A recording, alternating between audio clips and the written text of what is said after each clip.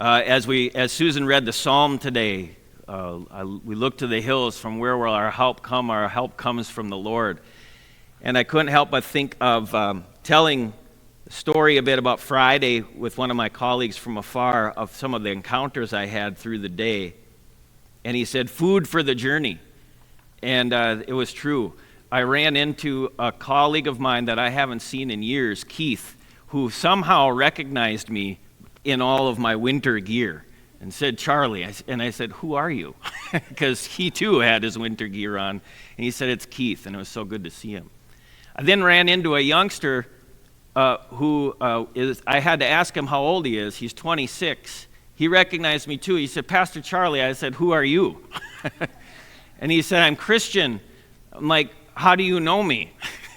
He said, you were my confirmation teacher in Northfield 14 years ago. How about that?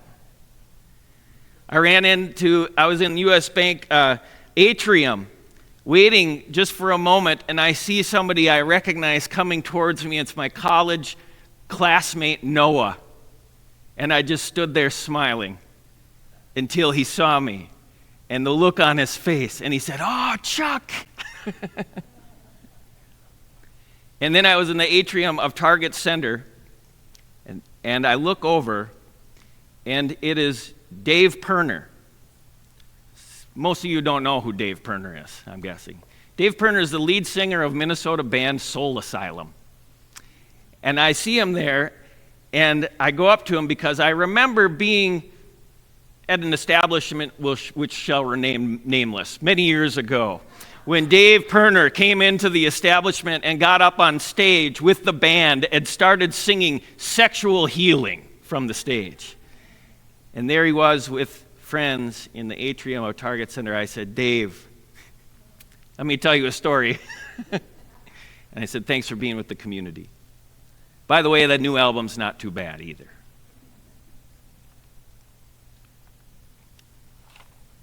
Food for the journey. I sometimes have trouble knowing what to preach. And this week it's been a little bit even more. I don't like to say that because, it's my job, like it or not.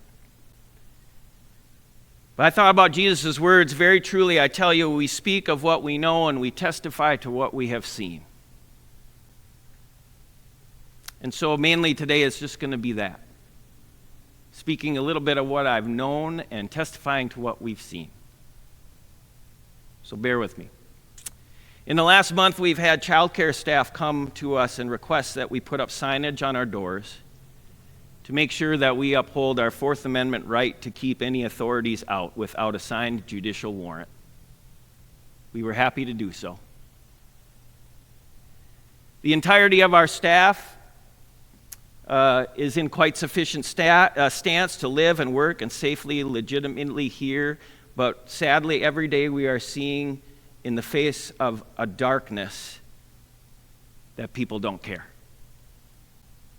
Last week we had so many of our childcare parents reaching out asking if there were ways that they could help give aid that we needed to start some brainstorming. So together with Denise and I from the CELC, we put out a general note asking households to let us know their willingness, and within 2 hours of that note going out on Wednesday morning, we had more than a dozen households reply saying yes. And so then we needed to know what to do. I reached out to our beloved neighbors who have worshiped alongside us for 16 years in this congregation. Neighbors of Mundo de Paz. Leadership shared with me they have a handful of households who are particularly vulnerable and could use groceries. I asked for a list. We put that list out to those households and the church council, and outside of one call, we don't have a really great way of letting everybody know, so we're doing what we can. But at this moment, I'm happy to say that we had all of the kitchen counters full. And it's all gone now. We'll be putting out another call. Incidentally, this will be the third week in a row that Mundo de Paz will not gather in person for worship. A congregation that's been with us for 16 years. We became aware of another connection who will benefit from a ride to work. Despite being of age, this person does not have their driver's license and thus received a ride from family. That particular person should not be in any danger, but their household may be, which includes mom, teenage brother, and a 5-month-old sister. I had the privilege of personally giving them a ride 3 days, and it was a stark experience driving by businesses which are dark and streets which are empty, which are normally bustling. Alongside it, there was light. As I drove, I saw community members on corners with whistles around their necks, out in the cold like shepherds keeping watch over the community. They saw me as a white, middle-aged male with a beard driving an SUV. What do you think they thought? I tried to wave in peace. I'm with you. We've been able to coordinate some more drivers for that person. Last Friday, Maggie, who I would normally snuggle next to in the morning, but she's on vacation, so the dog has to say, Maggie and I, we decided to go to dinner to support what is surely a struggling restaurant. Like many establishments, despite the restaurant being open, the door is now locked. A host vetting customers let us in. I'm happy to say that the place was full, but it was also clear that the establishment didn't have enough employees on hand to swiftly serve everyone. So the service was very slow. Yet everyone was willing to wait and did so politely and patiently. Other potential customers entered while we were there, and we saw many turned away because they just couldn't accommodate a swift seating. Taking guidance from another congregation last week, I learned that some communities are buying sambusas and or tamales to both support local establishments and raise additional funds for community need. So we connected with my friend and neighbor this week, who incidentally, tantalizingly parks right outside my office window. We ordered 5 dozen tamales, not knowing what we would need. We began offering them at 4 p.m., and at 4:25, all 60 tamales were gone, receiving enough donations to more than cover the order and have left over for other events. I asked my friend, if they are safe. He said, I don't know. It could be that one day I'll just be gone. And he said, but we believe in God. Clergy in our city are kind of doing some crazy stuff. I was in a personal space with over 200 for more than 2 hours in discernment this last week. And there were multiple other gatherings across the city. That led to Friday morning, when I was invited as clergy to join demonstrations at the airport, officially organized by Unite Here Local 17 Union, which had secured a permit for a protest of about 50 people. At rough guess, I'd say there were 1,000 people who filled the entire sidewalk across the street from departures. Hundreds of clergy from near and far in attendance. And as a part of that demonstration, I witnessed and sang and prayed in support as 100 of my clergies, many of whom I've blessed to know and a number of whom I call privileged and who I call friends, knelt in the road and one by one were willfully, joyfully, and peacefully arrested to be put on school buses to be taken for booking. I can happily say they were all released well and unharmed later that day. Which leads to the demonstrations on Friday afternoon.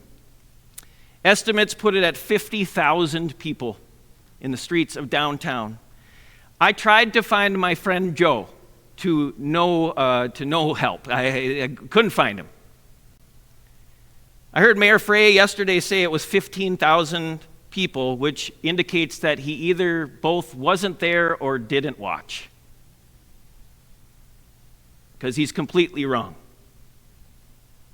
There were 100 people wide across the city street, steady walking for 4 hours.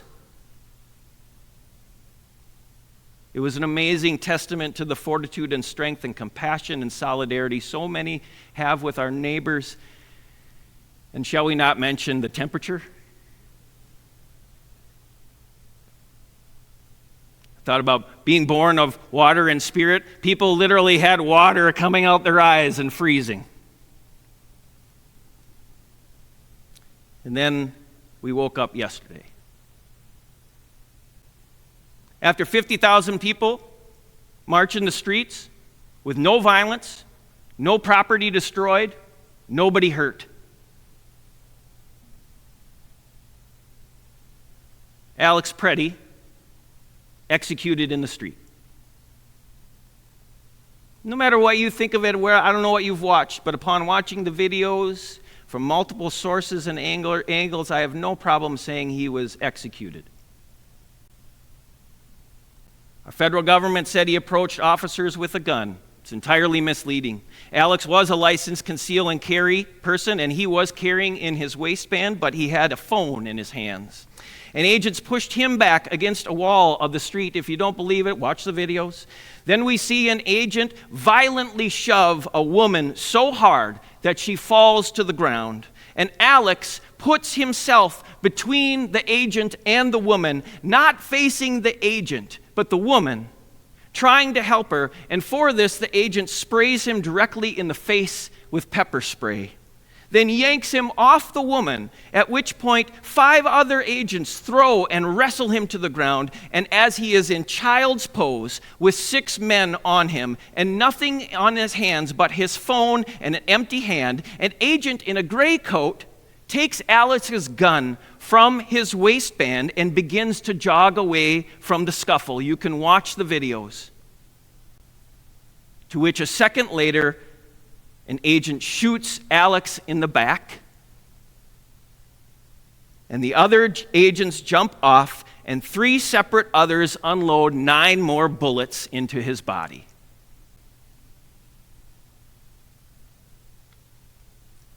He was 37. He lived just down the street from at least one of our members. Graduated from the University of Minnesota. He's a registered nurse, and he worked at the VA.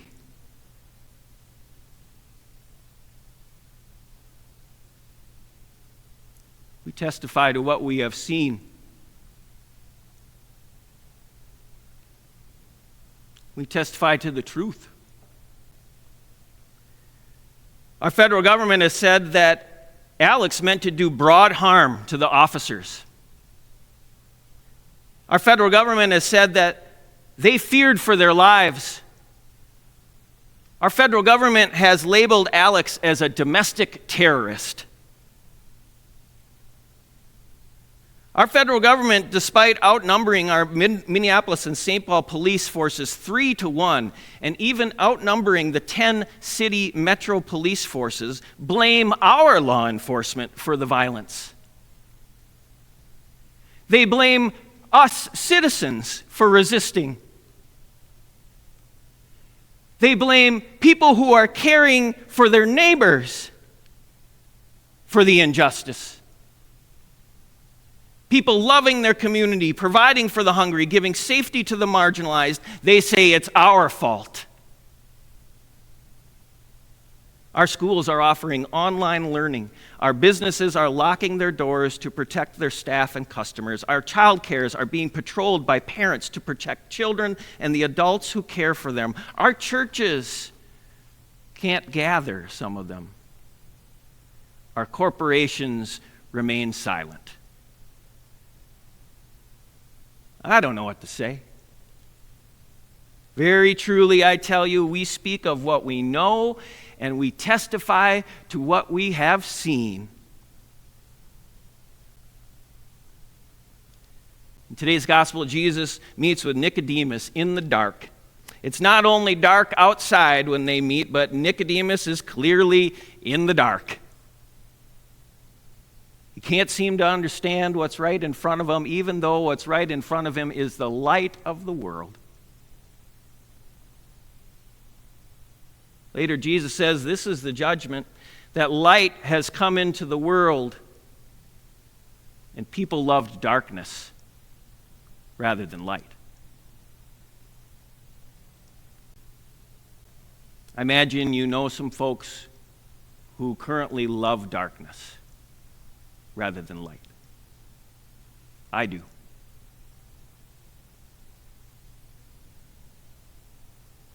Sadly, there are many who are asking me, like, what do I do?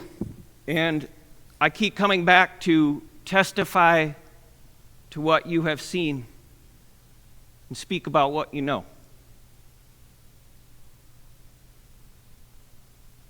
And we must continue to proclaim and see the light. Last night, all across our city, people got word that there was to be a citywide candlelight vigil outdoors at 7 o'clock in front yards. Did some of you get word of this, I hope? Some of you saw it. To be honest with you, I didn't want to do it. It's too dang cold. I didn't have energy. Running kids around, being dad and pastor and community member, I told a neighbor I didn't think I'd make it. They lived 2 blocks down. But then at 7 o'clock, I decided to I'll take a peek out the window. I couldn't really see down the street to where my neighbor had invited me, but I could, more importantly, see the brewery. And there I looked at the brewery and everybody was outside, holding candles.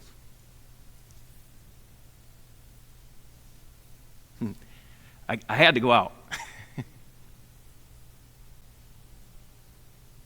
Because the light drew me out.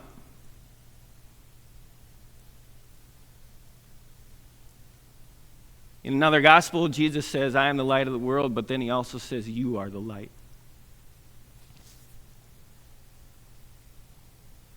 None of us is going to be the light that fixes all of this. But you are the light. Each and every one of us.